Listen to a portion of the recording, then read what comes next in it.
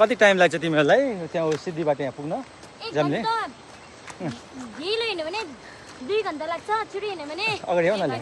अलि अगाडि होला ए 1 घण्टा लाग्छ अनि दिन यस्तै नि हिँड्ने हो होइन हामी त आज भर्खर आएको ए कति गाह्रो हुन्छ हिँड्नलाई नि गाह्रो हुन्छ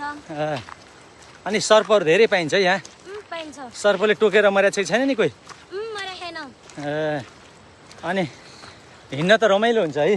रमाइलो हुन्छ तर अलिकति पनि नहिँडेको मान्छेलाई चाहिँ गाह्रो हुन्छ गाह्रो हुन्छ हामीलाई गाह्रो हुन्छ है आज रमाइलो भएको छ अञ्जलीहरूसँग हेर न लप्पर्या छ माया छ अनि एक गर्दै गर्दै है जाम्ले गाउँसँग हिँड्दैछौँ अनि अञ्जली ठुलो भएपछि के बन्न मन छ टिचर नर्स भन्ने गुड तिमी चाहिँ टिचर है किन नि टिचर भन्ने ठुलो भएर अरूलाई पढाउने हो गाउँको मान्छे सबैलाई शिक्षा दिने हो गुड यति राम्रो सोच होइन अनि तिमी नर्स बनेर के गर्छौ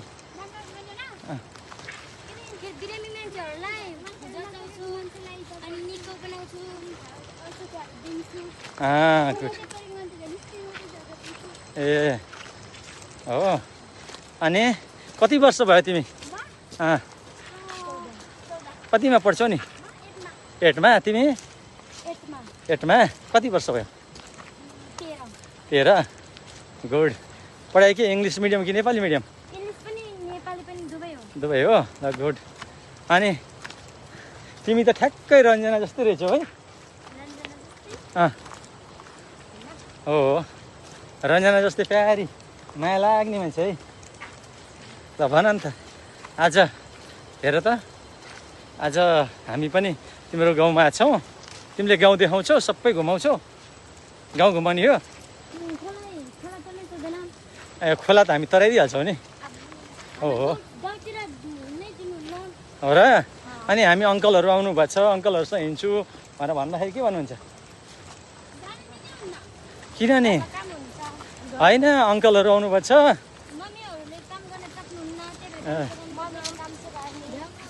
हो बाबा के गर्नुहुन्छ ए अनि मम्मी अनि दादाहरू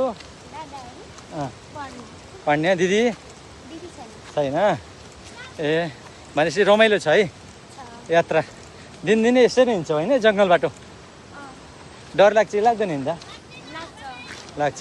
कस्तो कस्तो खाले मान्छेहरू आउँछ यहाँ खराब मान्छेहरू पनि आउँछ ए जिस्काउँछ हो कहिलेकाहीँ जिस्काउँदैन तिमीहरू भाग्नुपर्छ ए ट्यापीहरू पनि आउँछ ए भनेपछि गाह्रो छ है हिँड्न गर्न पनि ल धेरै रमाइलो लाग्यो तिम्रो गाउँसम्म जाँदैछौँ हामी पनि तिम्रो गाउँमा पुग्ने है अनि रमाइलो लाग्यो रमाइलो कुरा भयो धेरै पढेर बन्नु पऱ्यो है त है टिचर बन्नु पऱ्यो है अनि धेरै गाउँको सबैलाई शिक्षा दिनु पऱ्यो है त